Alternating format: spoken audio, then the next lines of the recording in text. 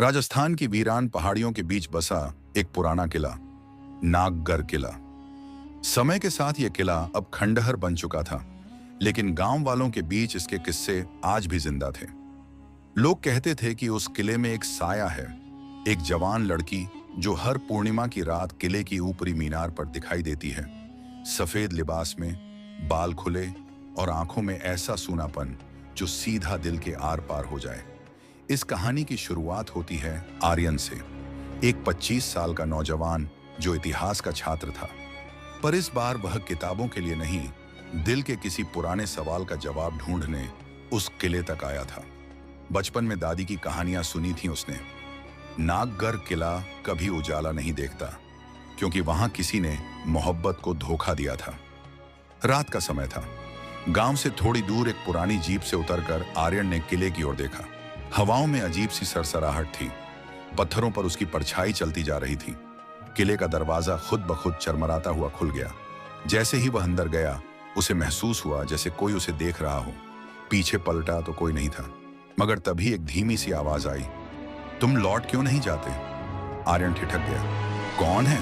उसने पूछा, लेकिन जवाब सन्नाटा था। दीवारों पर उग आए काई, टूटे हुए झरोखे और उन पर बैठी चुप्पी ने जैसे उस आवाज को निगल लिया हो। और फिर एक कोने से निकलती एक लड़की, सफेद कपड़े, लंबे खुले बाल, उसकी आंखें समंदर जैसी गहरी, जैसे वो सालों से किसी का इंतजार कर रही हो।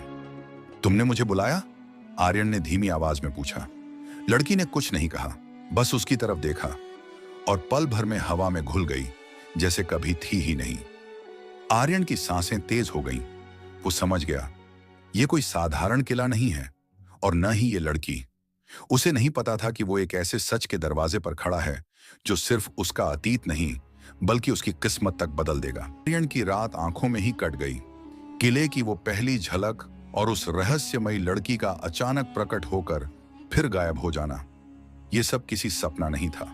सुबह की पहली किरणें जब किले की टूटी मीनारों पर पड़ी, तो हर कोना उदासी की चादर ओढ़े खड़ा था। आर्यन ने अपने कैमरे से कुछ तस्वीरें लीं, दीवारों पर कुछ पुराने निशान जिन पर समय की धूल जम चुकी थी। लेकिन एक जगह, एक पत्थर पर अजीब सी नक्काशी थी। उसमें किसी लड़की की तस्वीर बनी थी और उसके नीचे खुदा था। नूर जिंदा है। आर्यन ने वही नाम दोहराया, नूर। उसी पल किले के कोने से एक बुजुर्ग की आवाज आई, नाम मत लो उस नाम का, वो नाम इस किले की आग है। आर्यन पीछे मुड़ा। एक बूढ़ा फकीर किले के दरवाजे पर खड़ा था, आंखों में एक डर और चेहरे पर कई कहानियां। आप जानते हैं उसके बारे में? आर्यन ने पूछा। बूढ़ा धीरे धीरे उसके पास आया और बोला, जानता हूं बेटा, पर जानने का बोझ हर किसी के लिए नहीं होता। कई लोग उस सच्चाई के पीछे गए, लौटे नहीं। मैं सच जानना चाहता हूं, आर्यन ने कहा, क्योंकि ये कहानी मेरी दादी के जमाने से जुड़ी है।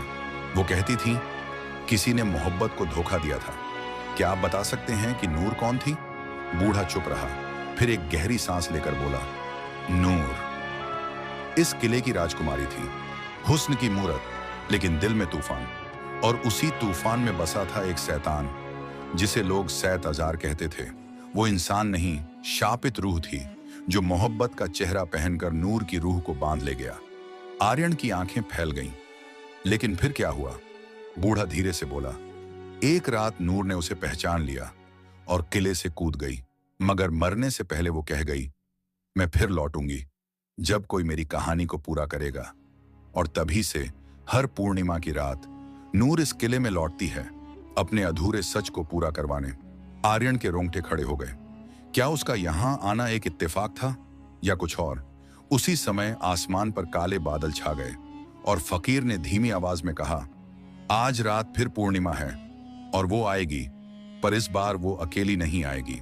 रात का समय फिर लौट आया था। आसमान पर चांद पूर्णिमा की पूरी रोशनी से चमक रहा था, लेकिन किले के ऊपर अजीब सी काली परछाइयां मंडरा रही थीं।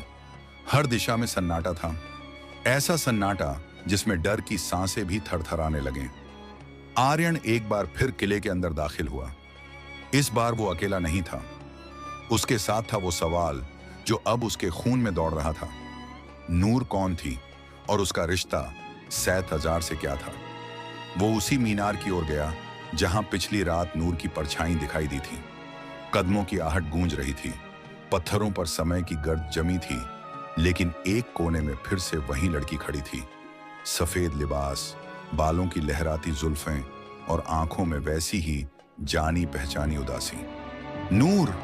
आर्यन ने कांपती आवाज में पुकारा। लड़की ने उसकी तरफ देखा, लेकिन इस बार उसकी आंखों में डर था। उसने धीमे स्वर में कहा, भाग जाओ, आज वो भी आएगा जिसने मुझे छीन लिया था। कौन? सैत हजार? आर्यन ने पूछा। नूर की आंखें छलक पड़ी। तुम नहीं जानते वो क्या है। वो सिर्फ रूह नहीं, वो एक बंदी मोहब्बत है जो नफरत से पैदा हुई, और अब वो इस किले में लौट आया है मुझे वापस लेने। अचानक हवा तेज हो गई, किले के झरोखे कांपने लगे, और फिर चारों तरफ अंधेरा फैलने लगा, जैसे चांद पर किसी साया ने पर्दा डाल दिया हो। एक जोरदार चीख किले में गूंज उठी, नूरर! आर्यन के कान सुन्न हो गए। वो आवाज इंसानी नहीं थी, वो आवाज पत्थरों में समा गई, हवाओं में तैर गई, और फिर सामने अंधेरे में से एक आकृति निकल कर आई। एक लंबा काले कपड़ों में लिपटा चेहरा, आंखें सुर्ख, और चेहरा इंसान का नहीं बल्कि जैसे किसी साए का। वो था सैत हजार। तू फिर लौटी नूर, उसकी आवाज गूंजती रही। और अब ये लड़का जो तेरे लिए आया है, क्या ये भी उसी आग में जलेगा? आर्यन सामने खड़ा था, लेकिन उसके पैर जमीन से जैसे चिपक गए थे। नूर ने आर्यन की तरफ देखा। अगर तुम मेरा सच जानना चाहते हो तो तुम्हें अतीत में जाना होगा, वहां जहां मैं इंसान थी और वो एक ठग। आर्यन की सांसें तेज थीं, मगर वो पीछे नहीं हटा।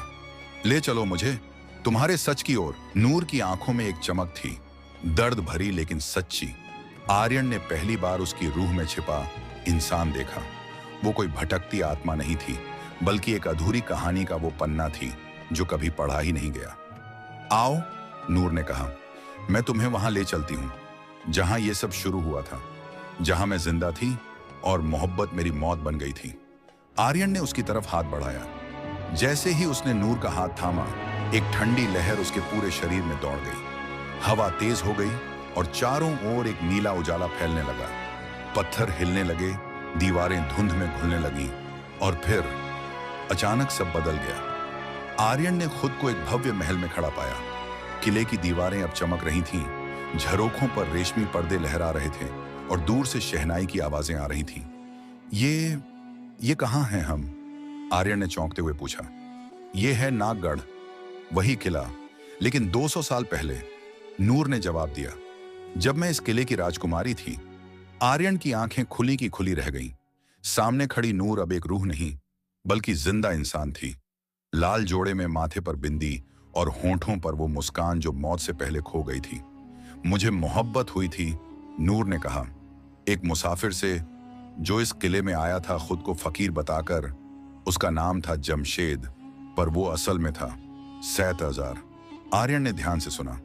वो मेरे करीब आया, मेरी बातों में घुला, और फिर एक दिन मेरी रूह को अपने जाल में बांध लिया। मेरी मोहब्बत मेरी सजा बन गई। फिर क्या हुआ? आर्यन ने पूछा। एक रात मुझे सच्चाई का पता चला कि वो इंसान नहीं, एक शापित रूह था जो सैकड़ों सालों से जी रही थी, और वो मुझसे मोहब्बत नहीं करता था। वो सिर्फ मेरी रूह चाहता था, हमेशा के लिए अपनी बंदी बनाने के लिए। मैंने उससे बचने की कोशिश की, लेकिन वो बहुत ताकतवर था, और फिर मैंने आखिरी रास्ता चुना, खुद को मार दिया ताकि मेरी रूह आजाद रहे। आर्यन की आंखों में आंसू थे। ये कहानी सिर्फ इतिहास नहीं थी, ये एक औरत की टूटी मोहब्बत की चीख थी। और अब? आर्यन ने पूछा। नूर ने उसकी ओर देखा। अब तुम ही हो जो इस अधूरी कहानी को पूरा कर सकते हो, क्योंकि तुम सिर्फ एक इतिहास का छात्र नहीं, तुम उसी वंश के वारिस हो जिसने मुझे उस आग में धकेला था। आर्यन पीछे हट गया। क्या मतलब? नूर बोली। तुम जमशेद की नस्ल से हो। नूर की वो बात आर्यन के कानों में जैसे आग बनकर घुल गई। नहीं, ये कैसे हो सकता है? आर्यन पीछे हटते हुए बोला। मैं तो सिर्फ सच्चाई जानने आया था, मैंने कभी किसी को कोई तकलीफ नहीं दी। नूर की आंखों में नमी थी, लेकिन आवाज में सच्चाई की ठोस तलवार।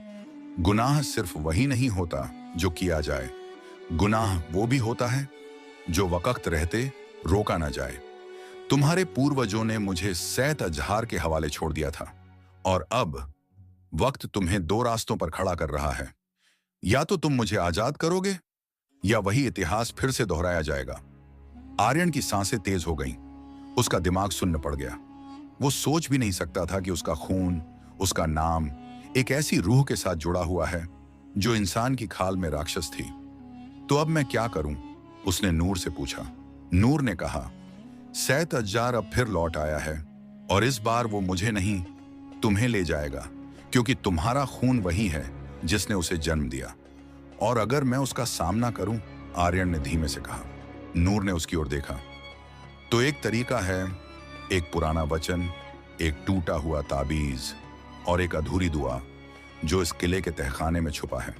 लेकिन आर्यन ने सवाल किया, तब तुम क्या करोगी? नूर ने हल्की मुस्कान दी। अगर तुम ताबीज को पूरा कर सके तो मेरी रूह आजाद हो जाएगी और मैं हमेशा के लिए इस किले से मुक्त हो जाऊंगी। आर्यन ने गहरी सांस ली। ठीक है, उसने कहा, मैं करूंगा।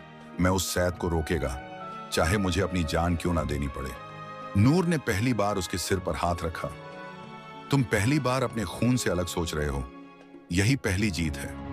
अचानक महल फिर से कांपने लगा, दीवारें फिर से दरकने लगी और तभी एक बार फिर वही भयानक आवाज आई, नूर, अब बहुत हुआ। सैत अजार किले में लौट आया था और इस बार उसका निशाना कोई और नहीं, आर्यन था। सैत अजार की चीख से पूरा किला गूंज उठा। झरोखों की शीशें चटकने लगी और दीवारों से धूल झड़ने लगी। नूर ने आर्यन का हाथ पकड़ा और कहा, अब वक्त नहीं बचा, तुम्हें तहखाने में जाना ही होगा। लेकिन वो तहखाना कहाँ है? आर्यन ने पूछा। अब डर और हिम्मत दोनों उसकी सांसों में बराबर थे।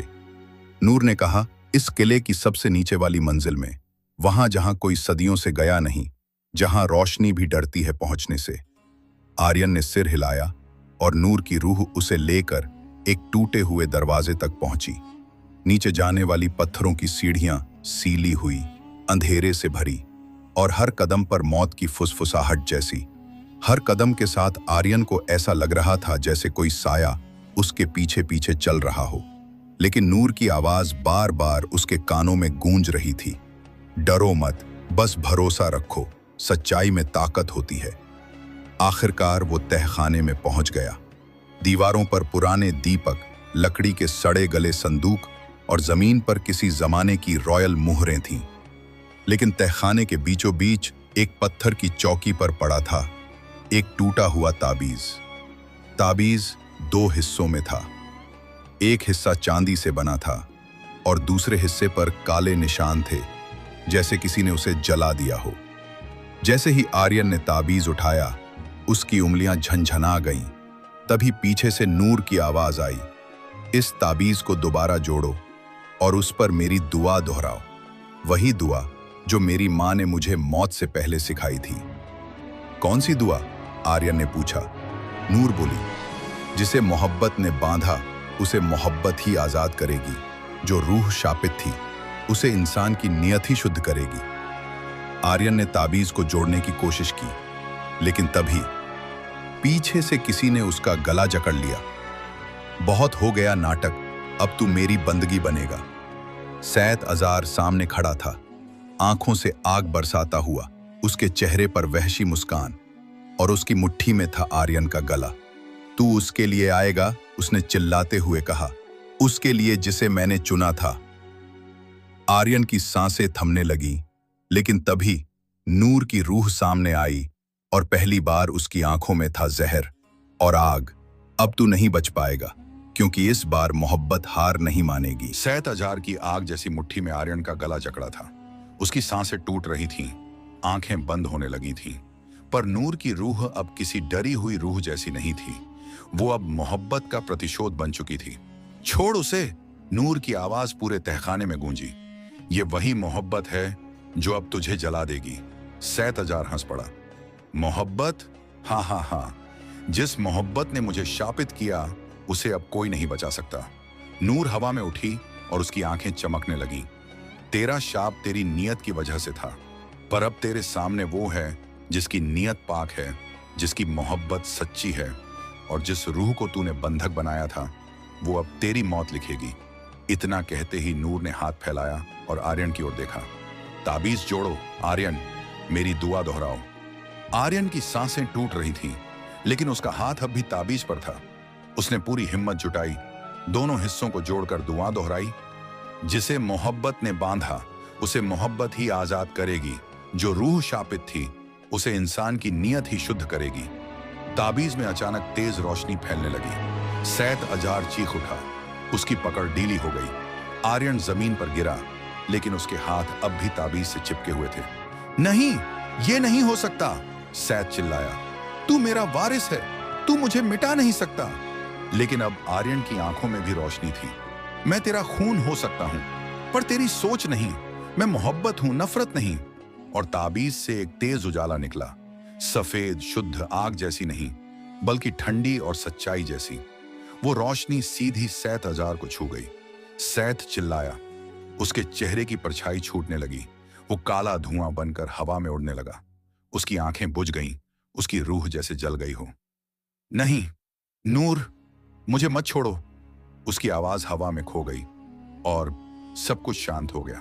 नूर की रूह जमीन पर उतरी। अब उसमें दर्द नहीं था, सिर्फ सुकून था। अब मैं आजाद हूं, उसने मुस्कुराते हुए कहा। तुमने जो मेरे लिए किया वो मोहब्बत का सबसे बड़ा सबूत था। आर्यन की आंखों में आंसू थे। अब तुम जाओ और वहां जाओ जहां सिर्फ सुकून है। नूर ने उसकी ओर देखा और उसकी रूह धीरे धीरे हवा में घुलने लगी, एक चमकते हुए नूर में बदलती हुई, और फिर वो गायब हो गई। किला अब पूरी तरह शांत था। न शोर, न साया, न चीखें, सिर्फ गहराई से आती एक खामोश सांस, जैसे सदियों से बंद कोई किताब अब आखिरी बार खुलकर बंद हो चुकी हो। आर्यन अब तहखाने से बाहर निकल रहा था। हर कदम भारी था, जैसे जमीन उसे थाम लेना चाहती हो, या शायद वो अब कभी उस जमीन को छोड़ना नहीं चाहता।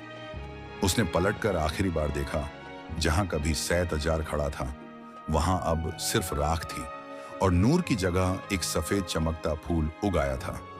बिना मिट्टी, बिना पानी, सिर्फ रूहानी हकीकत। आर्यन ने फूल को उठाया। वो ठंडा नहीं था, बल्कि उसमें एक हल्की सी धड़कन थी, जैसे नूर की रूह अब भी उस वादे के साथ जिंदा हो। मैं तुझे छोड़ नहीं सकती जब तक तेरी मोहब्बत तुझसे ना रूठे। किले से बाहर निकलते ही सब कुछ बदल चुका था। अब वो टूटा फूटा किला नहीं था। दीवारें भले ही पुरानी थीं, लेकिन उनमें अब स्याहपन नहीं था। हवाओं में अब डर नहीं, दुआ थी। गांव के लोग जो पहले इस किले के नाम से कांपते थे, अब हैरानी से देख रहे थे कि ये जगह बदली बदली लग रही है। कोई नहीं जानता कि क्या हुआ था अंदर, पर आर्यन जानता था। गांव के पुजारी ने पास आकर पूछा, बेटा, क्या तूने सच में उस किले का राज जान लिया? आर्यन ने धीरे से कहा, हां, और जो मैंने वहां देखा वो राज नहीं, एक अधूरी मोहब्बत की सजा थी। पुजारी ने आर्यन के हाथ में वो चमकता फूल देखा और पल भर में उसकी आंखों में पहचान उभर आई। ये तो नूर बानो का निशान है। आर्यन चौंका। आप उसे जानते थे? पुजारी ने कहा, मैं उसका वंशज हूं। मेरी परदादी उसी किले की दासी थी, जिसने नूर की मौत के बाद कसम खाई थी कि एक दिन उसकी रूह को कोई जरूर मुक्ति देगा। आर्यन की आंखें भर आईं। शायद मैं ही था उस अधूरी कसम को पूरा करने वाला। आर्यन की आवाज धीमी थी, मगर उसमें सुकून था। पुजारी ने उसके सिर पर हाथ रखा और कहा, बेटा, जिसने डर से नहीं, मोहब्बत से किसी की रूह को मुक्त किया, वो इंसान नहीं, खुदा का बंदा होता है। आर्यन ने हाथ में दबे उस सफेद फूल को देखा। वो अब भी हल्का हल्का चमक रहा था, जैसे नूर की दुआ उसमें रुक गई हो। गांव के लोग अब आर्यन की तरफ देखने लगे।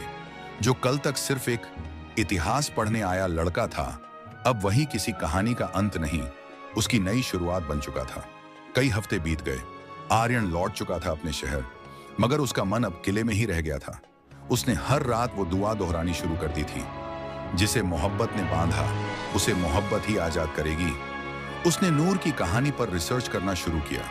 उसने गांव में मंदिर के पीछे छिपे दस्तावेज निकाले, पुराने ताम्रपत्र और एक जली हुई डायरी जिसमें नूर की खुद की लिखावट थी। अगर कभी कोई मेरी रूह को समझ सके तो जान ले, मैं किसी सजा की हकदार नहीं थी। मैं सिर्फ मोहब्बत चाहती थी, और वो भी एक इंसान से नहीं एक रूह से जो इंसान बनकर आई थी। आर्यन की आंखें भर आईं। उसे अब समझ आया कि नूर की मोहब्बत सिर्फ एक धोखे की नहीं थी, वो एक रूहानी कशिश थी जो उसे गलत रास्ते पर ले गई। मगर उसका इरादा कभी गलत नहीं था। एक दिन आर्यन फिर से नागगढ़ पहुंचा। किले की हालत अब भी वैसी ही थी, लेकिन अब वहां डर नहीं था। वो उसी जगह गया जहां उसने नूर को आखिरी बार देखा था। वहां अब एक नन्ही सी मजार बनी हुई थी। कोई चिन्ह नहीं, कोई नाम नहीं, सिर्फ वो सफेद फूल जो अब जमीन से उगाया था। आर्यन ने उस फूल को नहीं तोड़ा, बस बैठ गया सामने। और फिर हवा में एक हल्की सी सरसराहट हुई। आर्यन, उसने पलट कर देखा, कोई नहीं था, लेकिन उसके दिल ने महसूस किया, वो थी नूर। अब भी वहीं थी, मगर अब किसी साए में नहीं, बल्कि उसकी मोहब्बत में बसी हुई। वो शाम ठंडी थी, हवाओं में पहाड़ों की खुशबू थी और आसमान पर नारंगी गुलाबी बादल। आर्यन उसी मजार के पास बैठा था, चुपचाप, बिना किसी सवाल के। वक्त गुजर चुका था, पर नूर की याद नहीं। उस सफेद फूल ने अब एक झाड़ी का रूप ले लिया था, जैसे मोहब्बत ने अपनी जगह बना ली हो इस जमीन पर। आर्यन ने अपनी जेब से ताबीज निकाला। अब टूटा नहीं था, चमक भी नहीं रही थी, मगर उसमें अब भी नूर की रूह का वादा सांस ले रहा था।